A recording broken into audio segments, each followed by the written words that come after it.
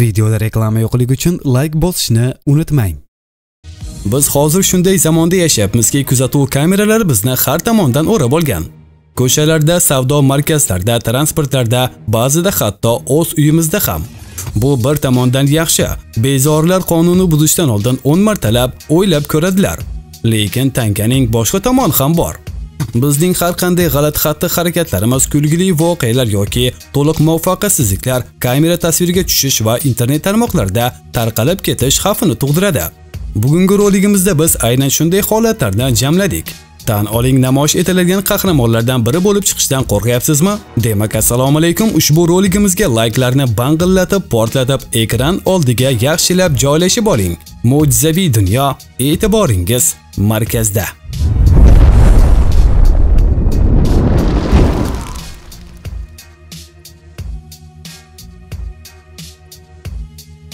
Biz siz bilan hozir Torontoda joylashgan stadion tribunasini tomosha qilyapmiz. Bu yerda sobiq va amaldagi harbiylar uchun paralimpiya musobaqalari o'tkazilmoqda va bu musobaqa ushbu yigit tomonidan tashkil qilingan. Tanidingizmi? Axir bu shahzoda Henry Charles Albert David-ku. Chap tomondagi qizaloq esa uning kimligidan bexabar shekilli. U hech narsadan uyalmay qirollik oilasi a'zosidan popkorn o'g'irlamoqda va tez orada deyarli barcha telekanallar yulduzga aylanishini xayoliga ham keltirmayapti. Har holda 2 yoshli Emilyning o'zi ham bu yerga tasodifan kelib qolgani yo'q. Uning otasi David Henseyga Buyuk Britaniya terma jamoasini musobaqaga sardor sifatida boshlab tushish ishonib topshirilgan edi. Shu munosabat bilan Emily popkorndan tatib ko'rishga haqqi bordir. Shahzoda ham xuddi shunday deb o'yladi va odilona yo'l tutdi. Lekin avvaliga u mitti o'g'rini biroz jig'iga tegdi. Qiziq, Emilyning o'rnida oramizda birortasi bo'lganida qanday yo'l tutgan bo'lar edi? Biror bir bema'ni hodisa bir soniya ichida go'zal quyoshli tongni jirkanch tongga aylantirib yuborishi mumkin. Ushbu rolik qahramoni bilan ham aynan shunday bo'ldi. U yaxshi kayfiyatda, qo'lida bir dunyo yegulik va xushbo'y kofeni ushlaganicha ishga otlangandi. Ammo uy uni qo'yib yuborishni xohlamagan ko'rinadi. Uning ryukzagi eshikka ilinib qoldi. Shu sababli bechora avvaliga tushligini tushirib yubordi. Vaziyatni o'nglamoqchi bo'lganda ikkinchi konteyner ham yerga quladi. U ushbu vaziyatda nimalar deganiga to'xtalmay qo'ya qolamiz. Bizningcha hammasi usiz ham tushunarli. Yaxshiyamki o'sha vaqtda ushbu omadsizlik kamera tasviriga tushib qolganini va rolik natijada internet bo'ylab tarqalib ketishini bilmagandi. Agarda bilganida bizni dahshatli tomosha kutib turgan bo'lardi. Bizning sizga maslahatimiz: agarda siz sevimli jamoangiz o'yinini tomosha qilish uchun stadionga borsangiz, xatti-harakatlaringizga biroz e'tibor bering. Chunki sizga umuman kutilmaganda video kamera nigohlari qaratilishi mumkin. Sizga bunday vaziyatda qanday holat ro'y berishini namoyish etaylikmi? Buning uchun Sidneyga, Avstraliya futbol ligasiga yo'l olamiz. Operator eng quvnoq va o'yinqaroq muxlislarni tanlamoqda. Keyin esa to'satdan ushbu yigitchada to'xtadi. U o'zining mashg'ulotiga shu qadar berilib ketgandiki, hatto 30 mingta tomoshabinning kulgusini ham payqamadi. Bundan tashqari marketologlar ham vaziyatdan foydalanib qolish maqsadida tushkunlikka tushgan yigitcha ustidan reklamani ham chiqardilar. Qo'ynahoy bu holat hali hamon uning tushlariga kirayotgan bo'lsa kerak. Lekin bunday holatlarga har qanday odam tushishi mumkin. Hatto o'z obro'sini saqlab qolish uchun har qanday narsaga tayyor bo'lgan rasmiy kostyum kiygan siyosatchilar ham ba'zida sharmandali holatlarga yuz tutishi mumkin. Qarshingizda Demokratik partiya a'zosi George Butterfield. Lekin bizni uning ortidagi kishi qiziqtirmoqda. U burnidagi narsaning ta'mini bilmoqchi bo'ldi. Bizni nonushta vaqtida tomosha qilayotgan tomoshabinlarimizdan uzr so'rab qolamiz. Kino qahramonlari ko'p hollarda mantiqsiz harakatlarni amalga oshiradilar. Yulduz Lord Thanos ustidan g'alaba qozonishiga bir necha soniya qolganida muvozanatdan chiqib ketganini yaxshi eslaymiz. Lekin real hayotda ham odamlar ba'zida ahmoqona yo'l tutadilar. Ushbu qiz kunduz kuni birovning mashinasini oldiga kelib, undagi radiator panjarasini sug'urib bormoqchi bo'ldi. Bizni faqat birgina savol qiziqtirmoqda. Nima sababdan? Balki uni bir necha sentga sotmoqchi bo'lgandir yoki o'z mashinasiga o'rnatmoqchimidi? Balki barkiyu tayyorlamoqchi bo'lgandir. Savolim baribir javobsiz qoldi. Yaxshiyamki harakat datchiga ishga tushdi. Mashina egasi smartfon orqali kuzatuv kamerasiga ulandi va qizdan nima qilayotganini so'radi. Ko'rib turganingizdek bu savol ham javobsiz qoldi. Tortni olib chiqish to'y marosimining eng asosiy qismlaridan biri. Shu sababli bayram shirinligiga har doim ham alohida yondashiladi, lekin bu holatda emas. Qizlar yetkazib berish xizmatiga bir necha $10 to'lashni xohlamadilar va bu ishni o'zimiz ham bemalol uddalay olamiz deb o'yladilar shekilli. Ammo buning uchun mos avtomobil tanlay olmadilar. Bundan tashqari yo'l-yo'lakay to'rtga chang va har xil hasharotlar yopishishi, bundan tashqari kremga barmoq izi chiqib qolishi mumkin. Balki hammasi shunday rejalashtirilgan bo'lishi mumkin.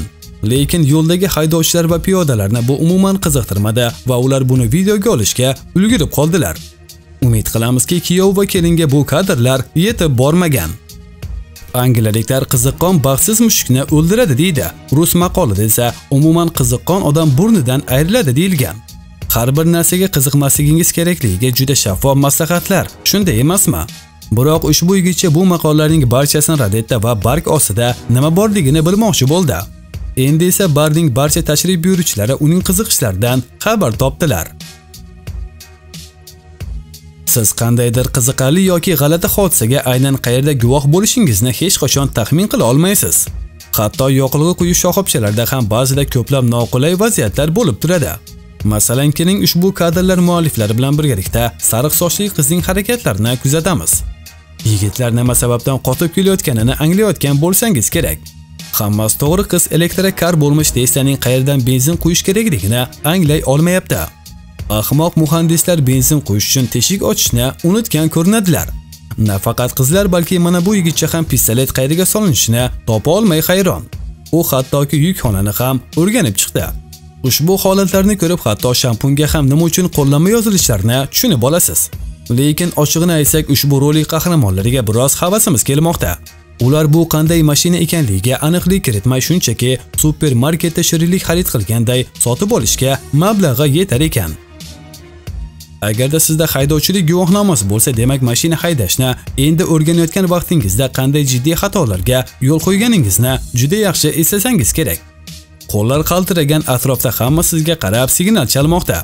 Lekin har holda sizning xatolaringiz hammaning kulgusiga sabab bo'lmagan. Ushbu oq mashina haydovchisining xatosini esa bir necha millionlab odam tomosha qildi. Xitoyning sharqida joylashgan Mashan shahridagi yoqilg'i quyish shoxobchasida benzin quygan ayol yoqilg'i shlangi va pistoletni o'zi bilan esdalik uchun olib ketishga qaror qildi. Shoxobcha ishchisi vaziyatni o'rganishga harakat qildi, ammo u ham yiqitildi. Uning ortidan esa yerga kolonka ham quladi. Haqiqiy kichik fojia. Ma'lum bo'lishicha, ayol haydovchilik guvohnomasini qo'lga kiritganiga hali unchalik ham ko'p bo'lmagan ekan va shu sababli biroz asabiylashgan. Bu ketishda u tez orada yana piyodaga aylanib qolishi ham mumkin. Hammaga ma'lumki, hozirda juda ko'pchilik mashhur bo'lishni xohlaydi va bugungi kunga kelib faqatgina dangas odam Instagram yoki TikTok uchun video olmaydi. Lekin bu atrofdan qanday ko'rinishi to'g'risida hech o'ylab ko'rganmisiz? Hozir ko'rsatamiz. Ushbu yigitcha onadan qo'shni binodagi ikkita qiz balkonda kamera oldida turib, raqsga tushayotganini ko'rib qoldi va baqirib, ularni qo'rqitib yubordi. Endi hammasini boshidan boshlash zarur. Mana bu qo'shnisining kamerasiga tushib qolgan yana bir raqqos. Balki umumiy video qiziqarli chiqqandir, lekin hozircha bu juda g'alati ko'rinmoqda.